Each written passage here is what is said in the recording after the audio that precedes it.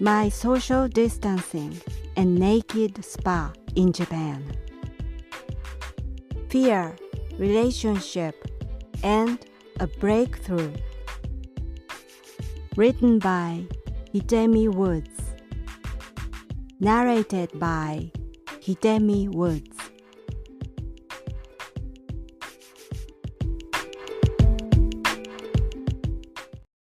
My social distancing. I'm not good at being with people by nature. I always like to being alone and stay inside my room. Basically, any contact with others is uncomfortable. Not to mention phone calls.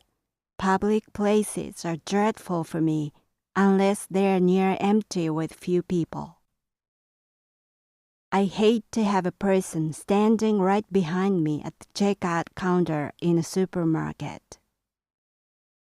Whenever I take a train, I search for a car that has the least passengers. My so-called body bubble seems excessively large. I often almost utter a scream when a person bumps into or even slightly brushes me. Needless to say, chattering with others is excruciating. My apartment building has a communal spa for the residents, and I use it every day. The residents are inevitably acquainted with each other, and small talk between them is rampant in the spa. I'm often caught up in it and desperately try to find closure of the conversation by sweating all over. To avoid an ordeal, I'm usually careful not to share time together with familiar residents as much as possible. When I see them, I practically run away. My partner calls me a robot because of my behavior. The time of recent social distancing shouldn't bother a person like me. Social distancing has been already my thing for a long time. At least I had believed so. I had thought it wouldn't hurt a natural social distancer as myself. But I found I was wrong. One of my favorite Japanese comedians from my childhood died the other day.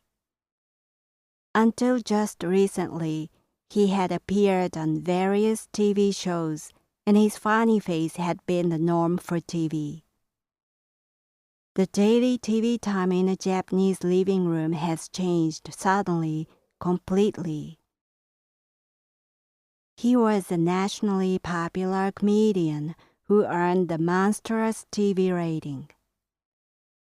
When I was a child, my family gathered in front of TV for his show at 8 p.m. every Saturday and laughed so hard together. Kids at school would talk about the show next Monday and laugh again together. When I was in my early teens, I danced his signature gig called Mustache Dance so frantically in the dining room that my foot slipped and I fell, hitting my face on the dining table. Those memories made me feel as if part of me was lost with him by his death. Among my familiar residents in my apartment building are mother and her daughter. They are athletes and rough, thudding around restlessly and talking loudly in a vulgar tongue all the time. I heard that they were moving out soon. Since I was bothered with their noisy manner and pushy conversations toward me at the communal spa, I felt relieved that I could reclaim the quiet bath time. One evening during the days I had waited for them to move out, I saw them at the spa. They left for the locker room while I was still in the bath, and I intentionally took time in there to avoid meeting them at the locker room, as usual. After giving them enough time to clothe and go home, I stepped out to the locker room, assuming they were already gone. On the contrary, they were still there, standing side by side courteously toward me.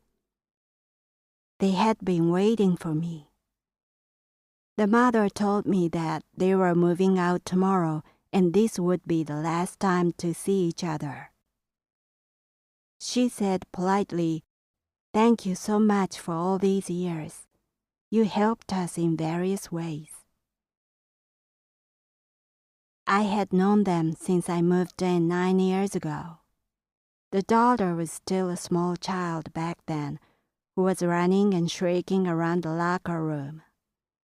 She is to be a freshman in high school this spring. She occasionally talked to me about her school days or her passion for skiing. The mother once broke her foot at her workplace and she had been on crutches in the spa. I got out at the top to open and hold the door to the locker room for her every time until she stopped limping. When we were late together at the locker room that went black after the spa's closing time, we would clothe together under the light of my pocket LED lamp. Those memories flooded back to me all of a sudden at the last time I saw them, although I had thought it would evoke nothing as I had been looking forward to getting rid of them. While I was looking at the daughter's liquid eyes that were staring straight at me, I was overwhelmed by inexplicable sadness, and my eyes began to be filled with tears in spite of myself. I clumsily said goodbye and returned to my apartment. A robot couldn't say goodbye well.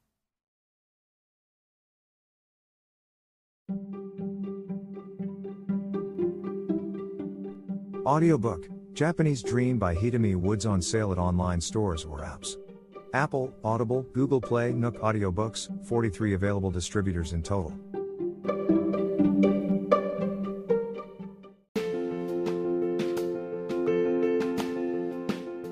Audiobook, The Family in Kyoto, One Japanese Girl Got Freedom by Hidemi Woods on sale at online stores or apps. Apple Books, Google Play, Audible, 43 available distributors in total.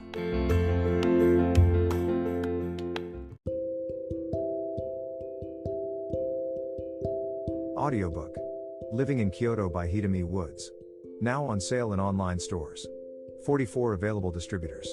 Apple, Google Play, Amazon Audible, or else.「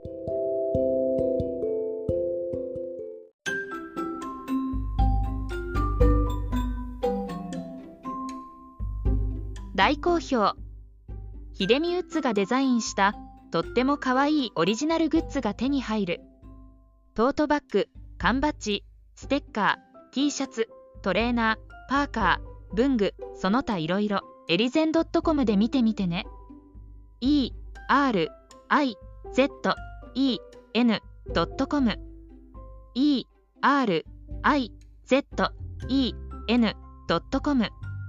エリゼン .com。